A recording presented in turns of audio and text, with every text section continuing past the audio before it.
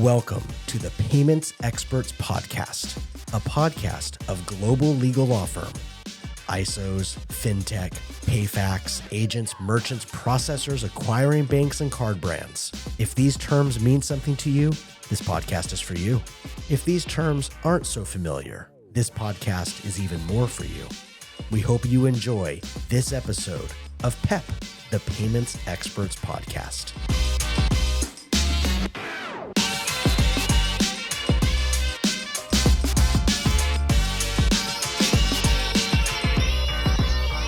Welcome to the Payments Experts Podcast, a podcast of global legal law firm. We're very excited today's episode. We have special guest Garima Shah with BillerGenie.com. Garima, welcome. Thanks for having me. All right, Garima, I think I've known you, I want to say like 10 years. And how I learned of you is we were giving dueling presentations at one of the conferences through what was too thin of a wall because the 6 people that came to my presentation, nobody could hear me because of the uproarious laughter and applause coming from your presentation across the way. And the 6 people that started out in mine, it went down to about 3 as the presentation went on. And I went to the person putting it together and I was like, do not effing put me next to Garima ever again. And then he's like, fine, I'll put you guys together. And then the next one I had we had 30 people at it. So I've always been impressed with your, not only public speaking skills, but your knowledge in the industry. But what I don't know is what got you into the payment space? What was the hook? When did you fall in love with payments? Oh God, fall in love with payments. Well, first of all, when you say that we met like 10 years ago, first of all, I think it was way longer than that. But let's not date ourselves even further. I think we should just say it's like 5 years ago because that's when I started. Right? Like it's ago. Yeah, right after I graduated law school last week. Exactly. No, I think we all fall into payments, right? Like you went to law school. It wasn't like you said, I'm going to go into payments law. That sounds incredible. I think that we all just kind of fall into the idea of payments, and now we call it fintech, and it sounds so sexy. But back when we all started, it was payments and merchant services and bank card. And I got into it completely by accident. I actually went to school for advertising and mass communications and really wanted to make a Super Bowl ad, and decided that the compensation wasn't high enough to be an entry-level ad exec. So I took a job in sales, and the thing I was selling was telecommunications. And so I was selling telecommunications, B2B. My parents were so proud that I went and got like a great degree from Boston University and decided to do door-to-door sales. They were super, super proud. So I started in telecommunications, and I ended up opening up a company a couple of years later, probably 2 years after that, my own sales firm. And my first client was actually a merchant services company. It was First Horizon Merchant Services. So completely by accident, that's how I got into merchant services. I would hire 40, 50, 60 reps at a time and train them how to sell, commission only merchant services. We were selling Hypercom T7 pluses and thermal paper and the whole 9 yards, and didn't know anything about interchange, didn't know anything about pricing. It was before Heartland started selling interchange pass-through. We sold everybody on 3-tier pricing, and I'm sure that the people that we sold for made a ton of money because we sure did not see that. So that's how I got into payments. So like I said, completely by accident. Your story similar? Mine is, similar. As we had one client and they sound similar to your client. They're not around anymore, so I'm not going to cast any shade. Is they were the worst possible sales organization out there. They needed lawyers, behind. We had to come in almost behind every single sale and be like, no, well, you signed it, pay up. It was a leasing entity, and it was smash and grab. At the end of their reign of terror, fueled by global legal, they were getting sued in 2 or 3 class actions a month. And we were defending them the whole time and creating defensible business practices because nobody understood what was going on. We'd go into, up against an attorney, and it's some, family law attorney or something. And we'd be like, well, my client's not really even the one responsible because Visa and MasterCard, they charge interchange. go look that up. Here's the card brand rules. You can figure it out. These are the regulations. By the time they figured out what was going on, the case was over. We've won. They're tired. But yeah, the same thing. But what got me was not that client. It was the clients that started their own organization. I'm sure you remember some of these guys where they hired all of their childhood friends, their family. Yeah. They paid them quadruple what they would make anywhere else. And you'd go to their office and it was like kind of like Google, but just, there wasn't the slides and there was other, probably less healthy options always available, but it was like really cool to see these guys, living the, American dream and then some. And we were going, yeah, this is awesome. And they all, because payments, I mean, it as much as anybody, you need lawyers all the time because it's always changing. And, what I really like and admire about people like yourselves is whenever anything's coming or it happens, you have your head on a swivel. You go figure it out. How do you go sell? I mean, you're saying we didn't even understand what 3-tiered pricing was, but you trained a bunch of people that probably sold the hell out of it, right? Absolutely. I mean, it was just like, yeah, just tell that. Just tell them it's better than what they've got. And then we had to find people like you to make sure that we could defend it the right way. Right. So when you're training those salespeople, was it just basic sales? Smile when you're on the phone, eat healthy? It was face-to-face. It was door to door. And back then merchants didn't know much about merchant services. Like we would go in and say, hey, we're here from First Horizon Merchant Services. Say, Verizon? Great. Thanks for coming. Right. Right. Or you're here with Visa, MasterCard. Awesome. So merchants didn't really have an idea. It's such a different landscape that we're in now where it's such a commodity. Payments is just something that you have to have. Every business owner knows about it. They understand kind of what their average effective rate should be or kind of is. And that's really what drove me to go more to the software side, where we can truly add value for a merchant's business that's outside of the commodity that they need, whether it be like, merchant services or they need a terminal or something like that. But really being able to add value to a merchant's business and show them how they can thrive and gain revenue, but then working with the sales organizations and the ISOs and the payment partners that we grew up with and have known our whole lives, and showing them how to add software to their presentations and add software to their value so that they have a different value proposition when they're speaking with people. Yeah, I mean, that's a must-have. But before we get there, I want to hear more about your story because I didn't even know that you started, training probably a bunch of degenerate 1099s to go lease, 6 VX20s to a single point of sale location. What did you do after you were doing the training for Verizon? So it was my company at the time, and I ended up selling it. I was only 22 when I sold my first company, and I ended up working for Payment Alliance International. And that was my first foray because they were looking for all of us. First Horizon was buying deals from Payment Alliance, and Payment Alliance said, hey, you've been training all of our reps. You owned a company that did a bunch of sales for us. Why don't you come do this in-house? So myself and a couple others, we went to Payment Alliance and opened their entire direct sales force. We opened 17 offices for them all over the US. That's probably when I met you, somewhere around then. We opened a bunch of offices for them. It was a W-2 sales force trying to really professionalize the sales organization around how to sell merchant services the right way. That was my first real understanding of how does this industry work? Why does it work? How is money made? What are the different players? What's an issuer? What's an acquirer? What do the card brands do? And that was really where I started understanding that. And then from there, I went to Century and Direct Connect. And usually I was on the indirect side, but then got really into M&A.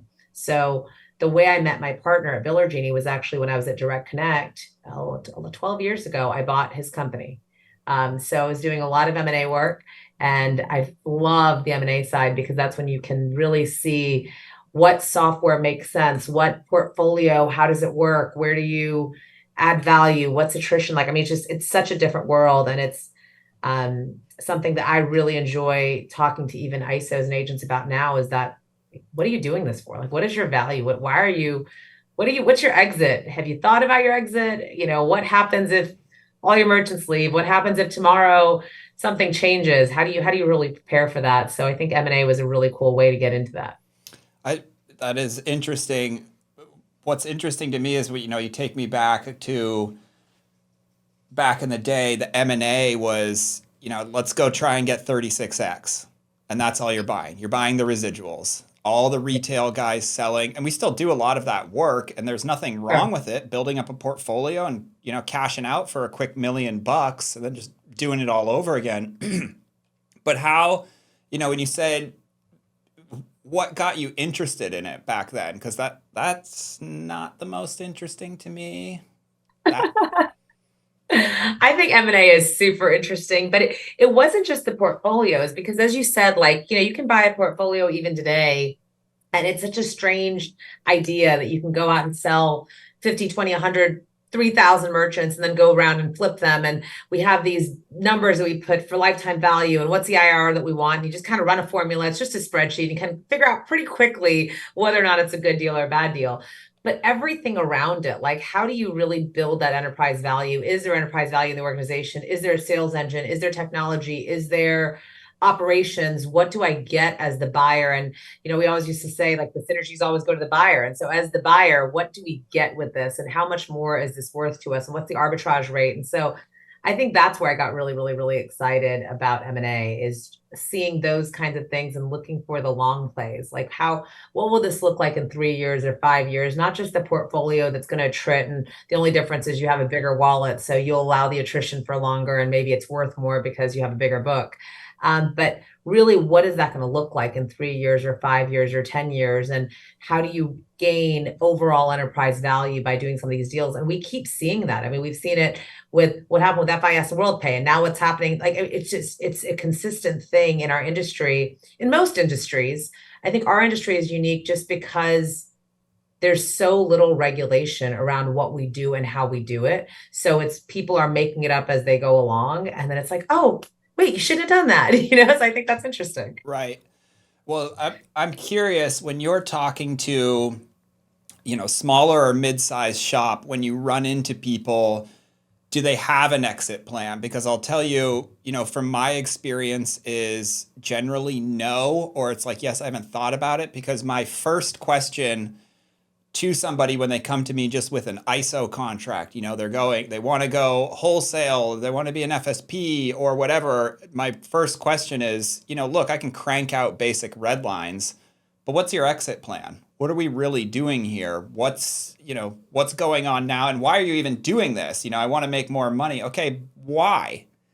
And I get a lot of, go back to your cubicle, nerd, and give me the red lines.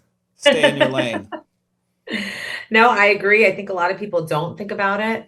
And it's so important in that contract negotiation, because, like, for some people, assignability or portability might be important. For some, that makes no difference. And the lowest price is more important because they know what that exit is. And I think not thinking about that when you're signing that initial ISO agreement is such a issue, and it causes so many downstream problems at the beginning. So I don't think people think about it, because I think that the problem, and I think this is changing, but I think the problem historically been in our industry is that there is no barrier to entry.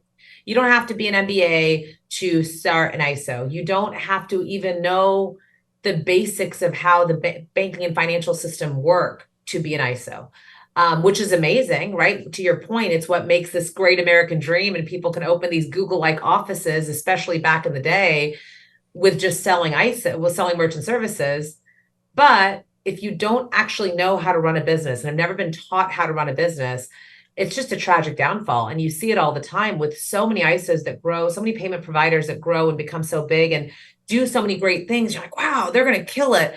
Man, they've spent all their money. And again, it's not just our industry. I mean, like, look at the fall of the startups. I mean, look at the fall and the CEOs who've gone down in a blaze of glory right after they hit unicorn status because they didn't know how to not spend like a drunk sailor, right? So in the software and tech side, we see it all the time too, to the point where sometimes Tom and I are called old founders, and we're not sure if that's a good thing or a bad thing. On the good side, it's like, oh, you're old enough to know how to do math and like have done your master's and those kinds of things. But we're not sure if you're young enough to be cool, right? So we're still trying to figure that out. Right. Yeah, well, it's interesting how age plays out in different industries. I mean, I thought where you're going to go with that is like, no, we've made it. All of the guys that, I'm talking about, most of them are gone, or they've gone through drastic transformations. They've done, one horrible deal that wiped everything out. Everybody that did, those loan to own agreements. I'm sure you saw them all the time, and they all got wiped out and messed up. I mean, one bad player in the industry, took out hundreds of these guys. But anybody that's around still doing it, we've seen the level of sophistication, like you said, a lot of those sales organizations, they didn't even finish college. But now they are, experts in payments. So yeah, I mean, anybody that's still around, they've got staying power. Even the guys that, sold and got messed up, they have something. And I'm curious, what is it? So what I was going is like, somebody who has an exit plan. If you're going to look, when you're going to buy the company and you're like, what's your exit plan? And they're like, I don't know, you? And you're like, perfect, you're meat. I'm just going to take that note.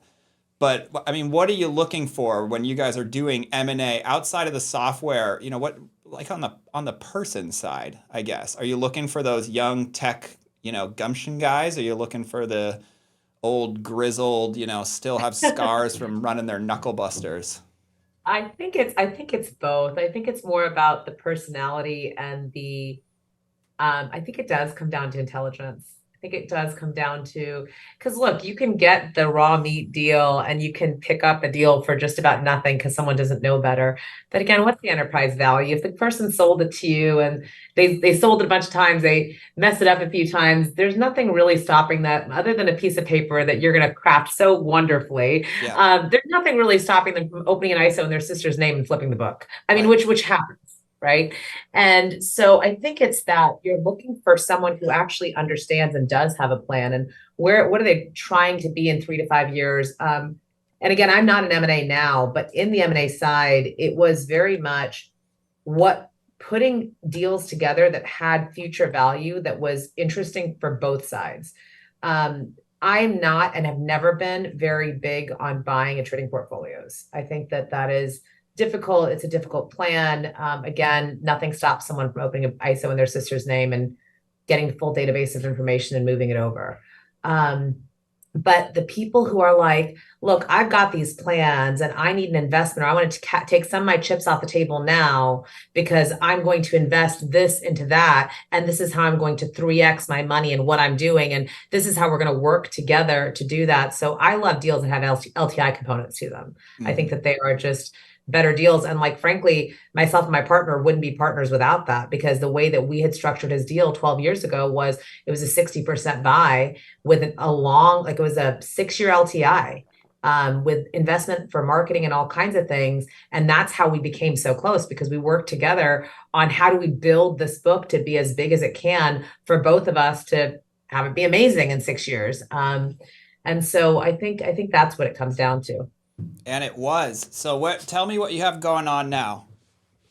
So we opened Biller Genie 3 years ago because we always talked to merchants, especially when we were selling merchant services, in every channel that said, do you work with QuickBooks? And we'd be like, yeah, sure. Just put the terminal on your desk and key in the transaction and then key in the QuickBooks. See, we work with QuickBooks. Right. The original API. Right. And that dual entry, that swivel chairing, all of that just doesn't work. Merchants are not looking for this disjointed experience, especially in the world we're in today with Amazon and Uber and Etsy and everything else you can think of. Merchants want things to be that easy as well. And surprisingly, what I found is that accounts receivable isn't easy. Invoicing is not easy. People don't pay you on time. 90% of the world 90% of the world does not automate their accounts receivable, which to me, that was the most shocking thing that I'd ever heard. And that's what we're doing. So we automate accounts receivable for small and mid-sized businesses who are using QuickBooks or Xero, but we do it through a partner channel. And our partners are the ISOs, the agents, the Fiservs, the Global, the GoDaddy. That's who we work with. And their sales reps are looking for ways to acquire customers and add value, increase their margins. So they're not talking about saving someone 2 cents a transaction. And at the end of the day, more than anything, just increase retention. I mean, attrition rates are so high on these books that how do you increase retention? Well, if you give them an integrated solution and you make it easy for the merchant to work with you and add value to their business, like our average merchant in the US, it takes 57 days to get a bill paid. Like you're a lawyer, you probably have send out bills to your clients. I don't know how long it takes you to get paid, but on Instant. average, of course, instant. But on average in the US, it's 57 days. On the Builder Genie platform, it's 8 days. So when you can add that kind of value for a business owner, they don't care about the 10 cents that you're charging them a transaction. They care about the fact that they made money 49 days faster. And the time value of that money, the interest rates, everything else that goes along with that. I mean, we've seen what happened with messed up interest rates with Silicon Valley, right? So like cash is king. No matter what, cash in your bank will always be king. And so really trying to help business owners and ISOs and payments partners understand that and understand value and how to run a business.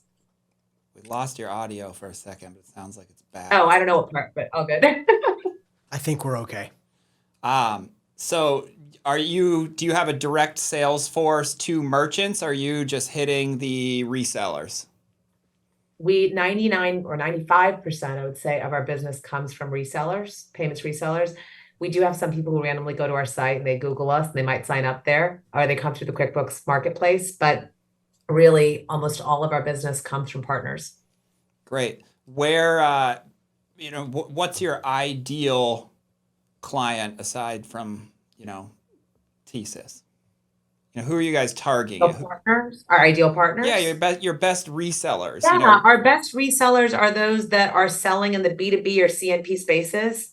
The ones who understand receivables management or cash flow management in some way. So we work with mostly card not present, B2B type customers, construction, landscaping, field services, professional services. That's what we work with. And we work with a little bit of a larger client, right? We're working with people, most merchants of ours do at least $50,000 a month in transactions. And we help with everything, from ACH to MasterCard Track, just any form of payment, making it easy for you get a bill. Like, how much do you buy on Amazon? Because I buy things on Amazon every 30 seconds. I'll be like, oh, I have an idea. All of a sudden it's in my cart on Amazon and I don't know how it happens, but sometimes the Amazon Fairy comes out same day and I get exactly what I wanted. Yep. That's the thing for a business. How do you make it that easy for people to pay you? I mean, I get a bill from the doctor's office. I have no idea what it's for, which family member. I don't know when they went. I don't know if they're right. I don't know if my insurance, I have no idea. And then they're asking me to find a check and pay them. Like, dude, that's going to take like 6 months. Not because I don't want to pay you, but you're making this way too hard. But if I get a bill and I can look at my phone and double click, and all of a sudden it's paid, that's easier. So that's really all we do is we bring that type of experience to businesses to make it so easy for them to get paid. Yeah, no, I love the example of the doctor's office because it's just horrible. And I wanted to look at Jeremy and tell him that it's Obama's fault. But just like everything. That's another episode. That's a different episode. Yeah. But no, I love it. So what gets in the way? What's the your overcoming objection that you have to train your resellers? Why would somebody not want this? That's actually not. So I'm going to say that differently. It's not a problem to overcome the objections for the merchant because merchants know what they need and how they need it. It's explaining to a reseller why there's value. Because for a reseller, many resellers have never thought about invoicing, have never thought about it. I mean, I look at myself. I started in payments when I was 19, fresh out of college.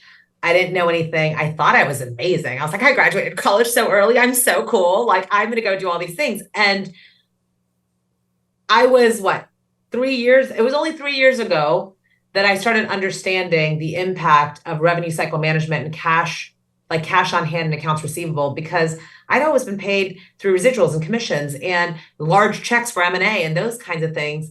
So I don't think that it's something that's accessible for payment partners. I don't think that they see the pain that other businesses have in cash flow management. I think that they're so used to getting paid once a month and it just happens and this is how they get paid and this is what they get paid for versus, okay, a catering company's entire livelihood rests on the fact that this person is going to pay their bill for all the lobsters that they bought for the wedding. Right. And that's a real problem that I think that our biggest objection or our biggest hurdle is trying to train payment providers on why this is important for their merchants.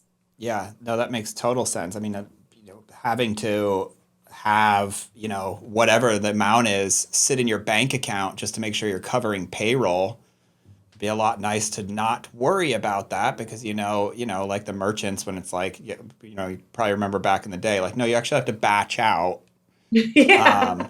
but kind of the same thing. So where do you see this going for your company? Is it, are you guys worried about anything coming down the pipeline? Is the when dual pricing gonna, rattle the cage? I mean, what's the No, I mean, we have compliance surcharging and dual pricing on 17 different gateways, so we're not really worried about that.